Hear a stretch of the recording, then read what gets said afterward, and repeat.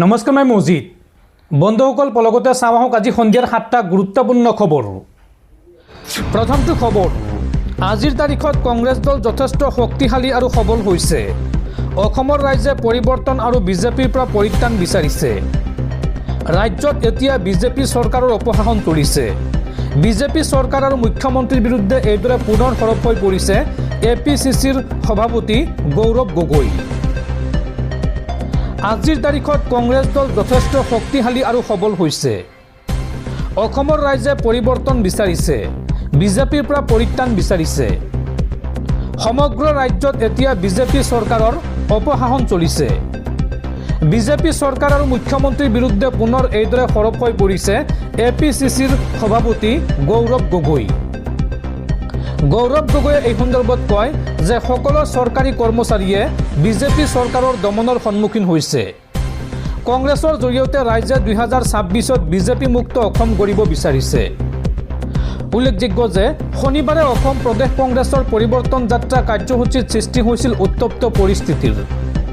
এই উত্তপ্ত পৰিস্থিতিক লৈ বিজেপিক লৈ সৰব হৈ পৰে প্ৰদেশ কংগ্ৰেছৰ সভাপতি তথা সাংসদ গৌৰৱ গগৈ। লখিমপুৰ চিকিৎসা মহাবিদ্যালয় পৰিদৰ্শনৰ বাবে গৈছিল কংগ্ৰেছ নেতৃত্ব। ৰোগীৰ অভাৱ অভিযোগৰ বুজ ল'বলৈ আমি চিকিৎসা মহাবিদ্যালয়লৈ গৈছিলোঁ, এই মন্তব্য গৌৰৱ গগৈৰ। গৌৰৱ গগৈয়ে এই সন্দৰ্ভত কয় যে ৰাইজে আমাৰ লগত কথা পতাত বিজেপিয়ে ভাল নাপালে, সেইবাবে হুলস্থুল কৰিছে। গৌৰৱ গগৈ, ভূপেন বৰাসহ কংগ্ৰেছ নেতাকৰ্মী উপস্থিত হৈছিল এই মহাবিদ্যালয়খনত। আৰু এই কংগ্ৰেছৰ এই পৰিৱৰ্তন যাত্ৰাত অংশ লোৱা নেতাকৰ্মীসকলক বাধা দিছিল বিজেপিৰ স্থানীয় নেতাকৰ্মীয়ে। কংগ্ৰেছ কৰ্মীক বাধা দিয়াক লৈ সৃষ্টি হৈছিল উত্তপ্ত পৰিস্থিতিৰ। আৰু ইয়াৰ পিছতে গৌৰৱ গগৈয়ে বিজেপি আৰু মুখ্যমন্ত্ৰীক খোৰদাৰ সমালোচনা কৰি মন্তব্য কৰি কয় যে আজিৰ তাৰিখত কংগ্ৰেছ দল যথেষ্ট শক্তিশালী আৰু সবল হৈছে। পৰৱৰ্তী খবৰ, আজি মহাশিৱৰাত্ৰি আৰু শিৱৰাত্ৰি উপলক্ষে আজি পুৱাৰে পৰা ভগৱান শিৱক প্ৰাৰ্থনা কৰিবলৈ মন্দিৰসমূহত ভিৰ কৰিছে ভক্তই। আজি মহাশিৱৰাত্ৰি।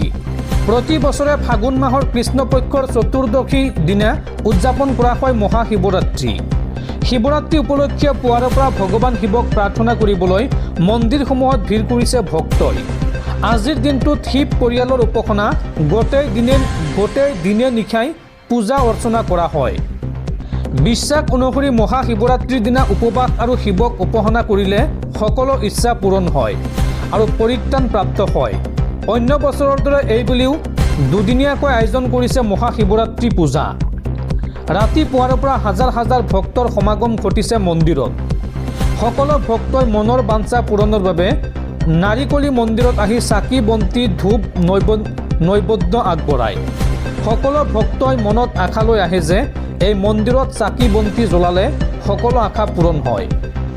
দেশৰ বিভিন্ন প্ৰান্তৰ সমান্তৰালভাৱে ঐতিহাসিক শিৱসাগৰৰ শিৱদৌলত 14 ফেব্ৰুৱাৰীৰ পৰা অনুষ্ঠিত হৈছে শিৱৰাত্ৰি। মহাদেৱ শিৱক আৰাধনা কৰা পৃথিৱীৰ ভিতৰতে অন্যতম গুৰুত্বপূৰ্ণ স্থান হিচাপেও জনা যায় ঐতিহাসিক শিৱদৌলক। আহোম শাসনৰ সময়ত নিৰ্মাণ কৰা এই ঐতিহাসিক শিৱদৌলৰ যথেষ্ট তাৎপৰ্য আছে। বিশ্বৰ বিভিন্ন প্ৰান্তৰ পৰা শিৱদৌল চাবলৈ পৰ্যটকসকল আহে আৰু শিৱৰাত্ৰি আহিলে দেশৰ ভিতৰতে ব্যতিক্ৰম হৈ জিলিকি উঠে শিৱদৌল।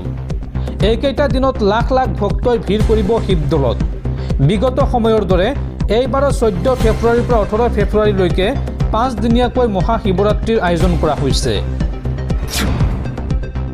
পৰৱৰ্তী খবৰ, পুনৰ অসমলৈ আহিব কেন্দ্ৰীয় গৃহমন্ত্ৰী অমিত শ্বাহ। 20 ফেব্ৰুৱাৰীত শিলচৰত উপস্থিত হ'ব গৃহমন্ত্ৰীগৰাকী আৰু 21 ফেব্ৰুৱাৰীত গুৱাহাটীলৈ আহিব কেন্দ্ৰীয় গৃহমন্ত্ৰী অমিত শ্বাহ। গুৱাহাটীত CRPFৰ বিশেষ অনুষ্ঠান ৰাইজিং ডেত অংশ ল'ব অমিত শ্বাহে। সৰুসজাইত অনুষ্ঠিত হ'ব CRPFৰ এই আকৰ্ষণীয় অনুষ্ঠান। দৰ্শকসকল, আৰু বহুতো গুৰুত্বপূৰ্ণ খবৰ আছে। তাৰ আগতে আপোনাক জনাওঁ যে যদি আপুনি এতিয়ালৈকে এইটো ভিডিঅ'ত লাইক কৰা নাই তেন্তে এতিয়াই ভিডিঅ'টোত লাইক কৰি দিয়ক। আৰু এনেকুৱা ধৰণৰ ভিডিঅ'সমূহ নিতৌ চাবলৈ চেনেলটো ছাবস্ক্ৰাইব কৰি কাষত থকা বেল আইকনটো প্ৰেছ কৰি ৰাখক। পৰৱৰ্তী খবৰ, অহা 17 ফেব্ৰুৱাৰীত বাংলাদেশৰ প্ৰধানমন্ত্ৰীৰূপে শপত ল'ব তাৰিক ৰহমানে। প্ৰাক্তন প্ৰধানমন্ত্ৰী বেগম খালেদা জিয়াৰ পুত্ৰ তাৰিক ৰহমান ভাৰত পাকিস্তানকে ধৰি বিশ্বৰ 13খন দেশৰ প্ৰতিনিধিক এই শপত গ্ৰহণ অনুষ্ঠানলৈ আমন্ত্ৰণ জনোৱা হৈছে। প্ৰধানমন্ত্ৰী মোদীকো আমন্ত্ৰণ জনোৱা হৈছে এই শপত গ্ৰহণ অনুষ্ঠানলৈ। অহা 17 ফেব্ৰুৱাৰীত বাংলাদেশত অনুষ্ঠিত হ'বলগীয়া এক গুৰুত্বপূৰ্ণ অনুষ্ঠানলৈ ভাৰতৰ প্ৰধানমন্ত্ৰী নৰেন্দ্ৰ মোদীক আনুষ্ঠানিকভাৱে আমন্ত্ৰণ জনোৱা হৈছে। বাংলাদেশ জাতীয়তাবাদী দলৰ নৱনিৰ্বাচিত মুৰব্বী তাৰিক ৰহমানৰ শপত গ্ৰহণ অনুষ্ঠানত অংশগ্ৰহণৰ বাবে বাংলাদেশ চৰকাৰে এই আহ্বান জনাইছে। সংসদীয় নিৰ্বাচনত 2/3 সংখ্যাগৰিষ্ঠতা লাভ কৰি বিএনপিয়ে ক্ষমতা দখল কৰাৰ পিছতে বাংলাদেশৰ অন্তৰ্বৰ্তীকালীন উপদেষ্টা মহম্মদ ইউনুছে কূটনৈতিক মাধ্যমেৰে শনিবাৰে মোদীলৈ এই আমন্ত্ৰণ পত্ৰ প্ৰেৰণ কৰে। উল্লেখযোগ্য যে নিৰ্বাচনৰ ফলাফল ঘোষণাৰ পাছতে প্ৰধানমন্ত্ৰী মোদী আৰু তাৰিক ৰহমানৰ মাজত টেলিফোনিক বাৰ্তালাপো হৈছিল। পৰৱৰ্তী খবৰ, অসমৰ বিধানসভা নিৰ্বাচনক লৈ ডাঙৰ খবৰ।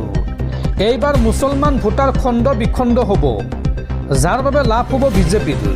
কংগ্ৰেছ দল এতিয়া কেৱল সংখ্যালঘু দলহে। উজনি অসমত কংগ্ৰেছৰ কোনো ভেটি নাই। এই মন্তব্য AIUDF প্ৰধান মৌলানা বদৰুদ্দিন আজমলৰ। পৰৱৰ্তী খবৰ, ভাঙি পৰিব নেকি গুৱাহাটী আৰু উত্তৰ গুৱাহাটী সংযোগী দলং। SPS কনষ্ট্ৰাকশ্যন প্ৰাইভেট লিমিটেড, এই বিতৰ্কিত কোম্পানীয়ে নিৰ্মাণ কৰিছে গুৱাহাটী আৰু উত্তৰ গুৱাহাটী সংযোগী দলং। বিহাৰত 3বাৰকৈ ভাঙি পৰিছে SPS কনষ্ট্ৰাকশ্যন প্ৰাইভেট লিমিটেডে নিৰ্মাণ কৰা দলং। বিজেপিক বৃহৎ অংকৰ চান্দা দি ঠিকা লাভ কৰিছিল নেকি এই কোম্পানীটোৱে। IIT গুৱাহাটীৰ প্ৰতিবেদন ৰাজহুৱা নকৰাকৈয়ে মুকলি কৰা হ'ল এই দলংখন। এতিয়া কি সাহসত অসমৰ ৰাইজ উঠিব নৰেন্দ্ৰ মোদীয়ে উদ্বোধন কৰা গুৱাহাটী আৰু উত্তৰ গুৱাহাটী সংযোগী এই দলংখনত। 2023 চনৰ 4 জুনৰ সেই দিনটো বিহাৰৰ ভাগলপুৰৰ বাবে আছিল এক আতংকৰ দিন। চুলতানগঞ্জত নিৰ্মীয়মান আগুৱানী চুলতানগঞ্জ দলংখন হঠাতে এক প্ৰকাণ্ড শব্দ কৰি গংগা নদীত খহি পৰিছিল। এই ভয়ংকৰ দুৰ্ঘটনাই কেৱল বিহাৰতেই নহয়, অসমৰ ৰাজধানী গুৱাহাটীতো তীব্ৰ জোকাৰণি তুলিছিল। ইয়াৰ কাৰণ আছিল গুৱাহাটীৰ পাণবজাৰৰ পৰা উত্তৰ গুৱাহাটীলৈ সংযোগ কৰিবলগীয়া নিৰ্মীয়মান দলংখনৰ দায়িত্বত আছিল একেখন company SPS construction India private limited. বিহাৰৰ ঘটনাৰ পিছতে অসম চৰকাৰে IIT গুৱাহাটীক ইয়াৰ নিৰ্মাণ কাৰ্য পৰীক্ষা কৰিবলৈ দিছিল যদিও সেই ৰিপৰ্ট এতিয়ালৈকে ৰাজহুৱা কৰা হোৱা নাই। কিন্তু দি ৰিপৰ্টাৰ্ছ কালেক্টিভ নামৰ এক অনুসন্ধানকাৰী সংস্থাৰ তথ্য অনুসৰি এই কোম্পানীটোৱে সেই একেটা বিত্তীয় বৰ্ষতে বিজেপিক 5 কোটি টকাৰ বৰঙণি দিছিল। এইটো কেৱল এটা বিচ্ছিন্ন ঘটনা নহয়। উত্তৰ পূবৰ অসম, অৰুণাচল প্ৰদেশ, মণিপুৰ আৰু ত্ৰিপুৰাত চৰকাৰী ঠিকা পোৱা বহু কোম্পানী আৰু ব্যক্তিয়ে শাসকীয় দল বিজেপিক বৃহৎ পৰিমাণৰ ধন দান কৰাৰ এক বিশেষ ধাৰা দেখিবলৈ পোৱা গৈছে। 2022 চনৰ পৰা 2024 চনৰ ভিতৰত এই 4খন ৰাজ্যৰ পৰা বিজেপিয়ে চেক আৰু ইলেক্ট্ৰনিক মাধ্যমৰ জৰিয়তে মুঠ 77.63 কোটি টকা সংগ্ৰহ কৰিছিল। এই বৃহৎ অংকৰ ধনৰ প্ৰায় 55% আহিছিল তেনেবোৰ কোম্পানী বা ব্যক্তিৰ পৰা যিয়ে ৰাজ্য বা কেন্দ্ৰীয় চৰকাৰৰ পৰা বিভিন্ন ঠিকা লাভ কৰিছিল বা চৰকাৰী অনুমতি লাভ কৰিছিল। অসমৰ ক্ষেত্ৰত এই পৰিসংখ্যা আৰু অধিক চিন্তনীয়। 2023-24 বৰ্ষত বিজেপিয়ে লাভ কৰা মুঠ বৰঙণিৰ 52%তকৈও অধিক ধন চৰকাৰী ঠিকাদাৰৰ পৰা আহিছিল আৰু তাৰ আগৰ বছৰত এই পৰিমাণ আছিল প্ৰায় 64%। ত্ৰিপুৰাত 2022-23 বৰ্ষত এই সংখ্যা আছিল অবিশ্বাস্য 84%। উত্তৰ পূব ভাৰতৰ অৰ্থনীতি বহু পৰিমাণে কেন্দ্ৰীয় চৰকাৰৰ পুঁজিৰ ওপৰত নিৰ্ভৰশীল। ইয়াত ব্যক্তিগত খণ্ডৰ মূলধনৰ অভাৱৰ বাবে চৰকাৰী ঠিকা আৰু আন্তঃগাঁথনি নিৰ্মাণৰ কামবোৰেই অৰ্থনীতিৰ মূল চালিকা শক্তি হৈ পৰিছে। আৰু এই মুহূৰ্তত প্ৰশ্ন উত্থাপন হৈছে, বিহাৰত যি কোম্পানীয়ে দলং নিৰ্মাণ কৰিছিল, তিনিবাৰকৈ দলং ভাঙি পৰিছিল, সেই একেটা company SPS India private limited, এই কোম্পানীটোৱে গুৱাহাটী আৰু উত্তৰ গুৱাহাটী সংযোগী দলংখন নিৰ্মাণ কৰিছে। বিহাৰত এই কোম্পানীয়ে নিৰ্মাণ কৰা দলং ভাঙি পৰাৰ পিছত IIT গুৱাহাটীক দায়িত্ব দিয়া হৈছিল বা তদন্ত কৰিবলৈ দিয়া হৈছিল এই দলংখনৰ ওপৰত, কিন্তু সেই তথ্য এতিয়ালৈকে ৰাজহুৱা কৰা হোৱা নাই। IIT গুৱাহাটীৰ তদন্তৰ যি তথ্য, সেই তথ্য ৰাজহুৱা নকৰাকৈয়ে মুকলি কৰা হ'ল গুৱাহাটী আৰু উত্তৰ গুৱাহাটী সংযোগী দলং। এতিয়া প্ৰশ্ন হৈছে, বিহাৰৰ দৰে অসমতো ভাঙি পৰিব নেকি গুৱাহাটী আৰু উত্তৰ গুৱাহাটী সংযোগী দলং।